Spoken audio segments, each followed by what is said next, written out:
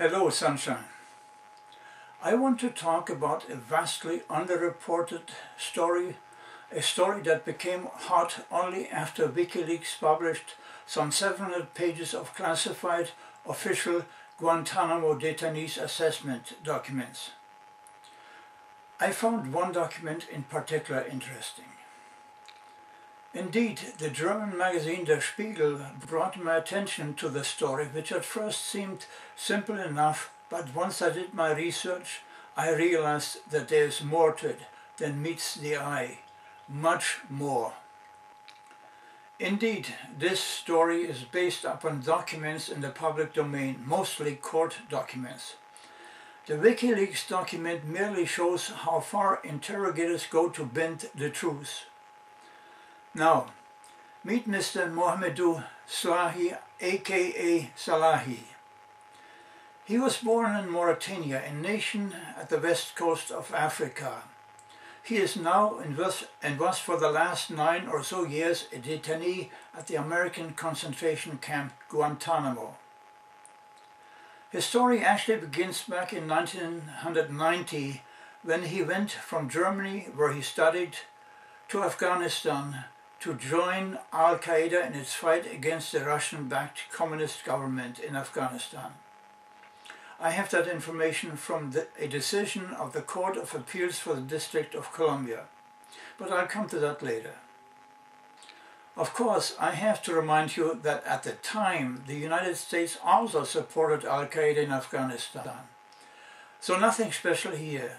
Slahi, in fact, fought apparently on the same side the Americans supported. Ouch!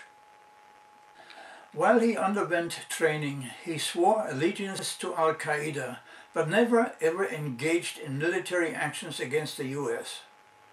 And he is not accused of having done so. I got hold of the DoD assessment of Salahi, and no offense, it is full of crap, and that is not just my opinion.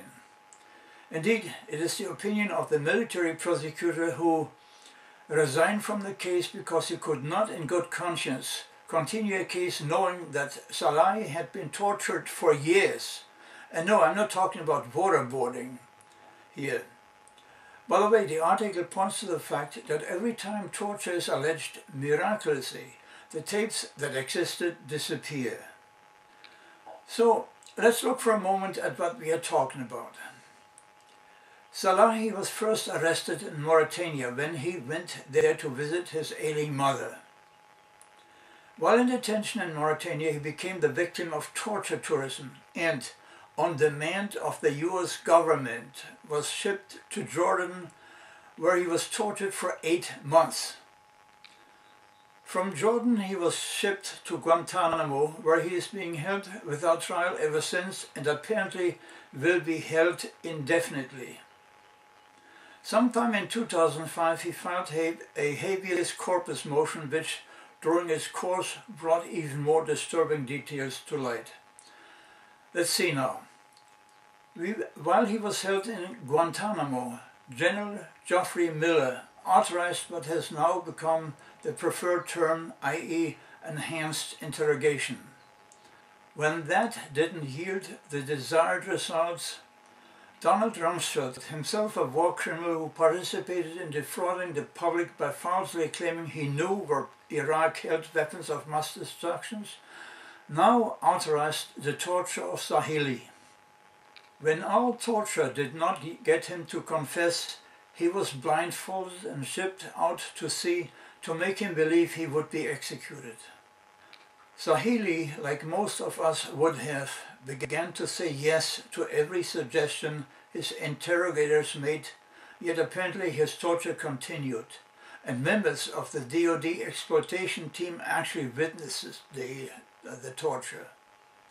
It does come as no surprise then that the federal court, in disposing of the habeas corpus petition last year, found that the government had a problem because the evidence presented was so tainted by mistreatment that it was practically worthless.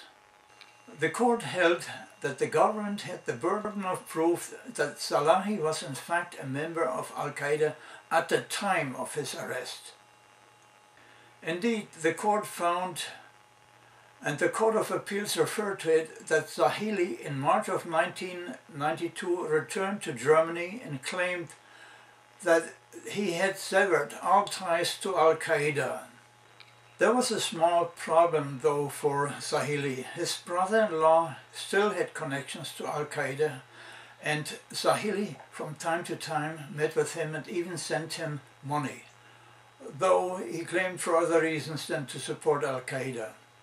In any case, the federal court granted his habeas corpus petition and ordered that he be released. Now, that didn't go over so good, mostly with Republicans who feared that Slahi, after all the torture, may be so pissed that he would take revenge.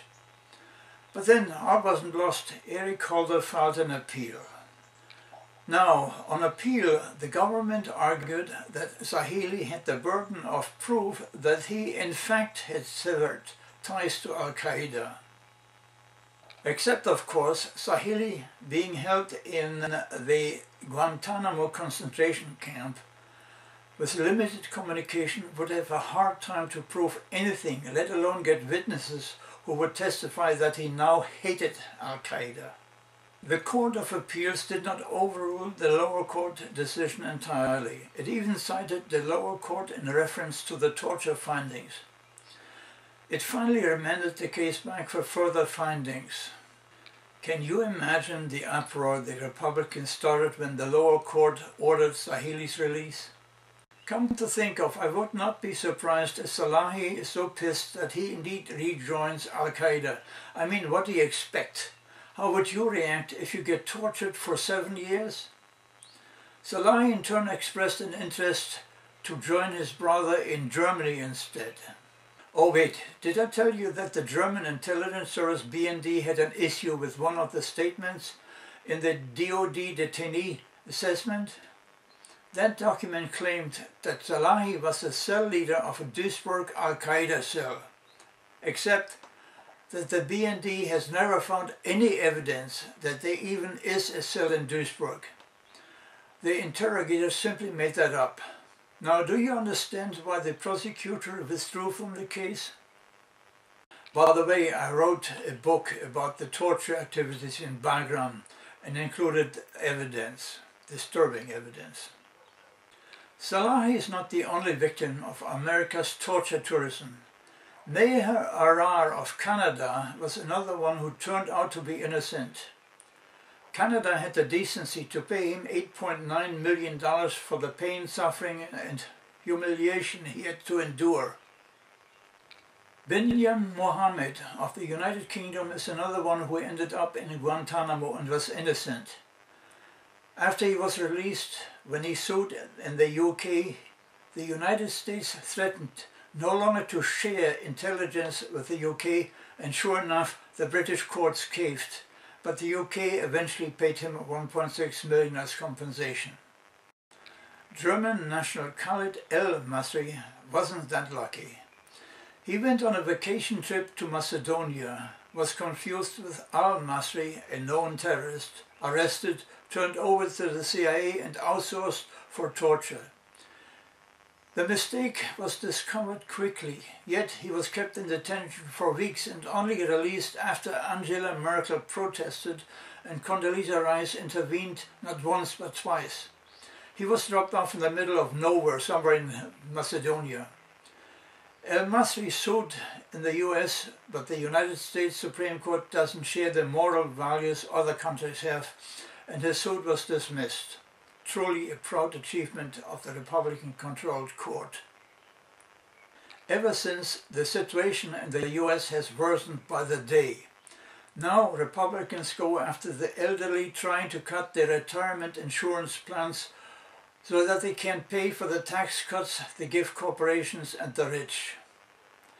No offense, but this country has become a hellhole, and it will get worse after the 2012 election, as voters here never learn. As Bill Maher says, Americans have a problem with the fact that the president is so skinny. My recommendation is stay away from the US as far as you can. If you run a business, believe me, the global market minus the US is so big that you cannot possibly manufacture sufficient products to serve it. If you need my help, let me know. Having said that, take care.